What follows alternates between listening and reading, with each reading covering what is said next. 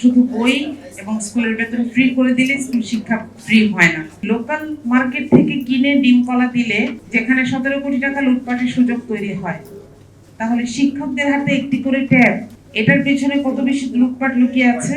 আপনারা কি এই প্রজেক্টটাকে সমর্থন করেন? আমাদের কি আসলে শিক্ষকদের প্রত্যেকের একটি করে ট্যাব দরকার, নাকি আমাদের শিক্ষা উপকরণ দরকার, শিক্ষার পরিবেশ দরকার, আমাদের বিল্ডিং গুলো ঠিকঠাক হওয়া দরকার? প্রথমে হচ্ছে আমি কিছু এক্সিস্টিং সমস্যা যেগুলো আপনারা সবাই বলেছেন আমি একটু নোট করেছি, আমি একটু সামারি বলতে চাই। একটা হচ্ছে যে যদিও আমাদেরকে বলা হচ্ছে আমরা আইনিভাবে 5 পর্যন্ত ফ্রি শিক্ষা পাই, কিন্তু এখানে অনেকগুলো হিডেন কস্ট আছে। আমাদের বাচ্চাদের স্কুল উপকরণগুলো আমাদের কাছে অ্যাভেলেবল না, শুধু বই এবং স্কুলের বেতন ফ্রি করে দিলে স্কুল শিক্ষা ফ্রি হয় না।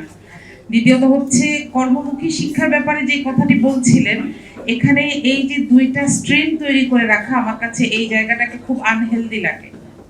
কারণ আমরা জেনে বড় হই যে ওরা ভোকেশনাল, আমরা মেইন স্ট্রিম, এবং যারা ভোকেশনাল তাদেরও একটা প্রেরণা থাকে যে আমি মেইন স্ট্রিমে উঠবো। সে একটা সময় গিয়ে এটাকে ইকুয়েট করার চেষ্টা করে। আমাদের স্কুলগুলো সমন্বিত না কেন?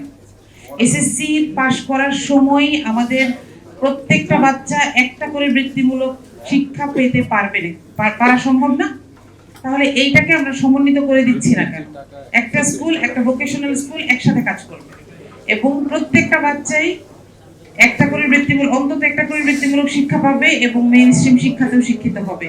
এটা করা ছাড়া আসলে আমরা ভোকেশনালকে মেইন স্ট্রিমে আনতে পারছি না, আর মেইন স্ট্রিম ওই যে মাস্টার্স পাশের পরে আবার ওখানে গিয়ে অ্যাপ্লাই করছে।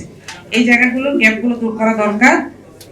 আর নিয়োগের ব্যাপারে কথা বলেছেন, রিসার্চের ব্যাপারে কথা এসেছে, ইথিক্সের ব্যাপারে কথা এসেছে। এখানে আর আমি নতুন করে অ্যাড করব না।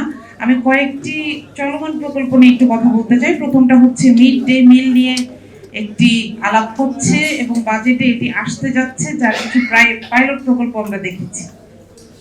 যমুনা টেলিভিশনের একটি নিউজের রেফারেন্স দিয়ে বলছি, সপ্তাহে 17 কোটি টাকা লুট হচ্ছে শুধু মিড ডে মিল প্রকল্পে। মানবতীর্ণ জিনিস দেওয়া হচ্ছে, নষ্ট ডিম খেয়ে বাচ্চারা অসুস্থ হয়েছে, এমন কলা সাপ্লাই করা হয়েছে যেটা খাওয়া যায় না। আমি এটার সাথে আরেকটা জিনিসকে অ্যাড করতে চাই। দেখেন, লোকাল মার্কেট থেকে কিনে ডিম কলা দিলে যেখানে 17 কোটি টাকা লুটপাটের সুযোগ তৈরি হয়, তাহলে শিক্ষকদের হাতে একটি করে ট্যাব, এটার পেছনে কত বেশি লুটপাট লুকিয়ে আছে। আপনারা কি এই প্রজেক্টটাকে সমর্থন করেন? আমাদের কি আসলে শিক্ষকদের প্রত্যেকের একটি করে ট্যাব দরকার, নাকি আমাদের শিক্ষা উপকরণ দরকার, শিক্ষার পরিবেশ দরকার, আমাদের বিল্ডিং গুলো ঠিকঠাক হওয়া দরকার? নতুন করে একটি করে বিল্ডিং দেওয়ার কথা বলা হয়েছে। আমাদের পুরনো বিল্ডিং গুলো কি ফাংশনিং? কোনো মেইনটেনেন্স আছে?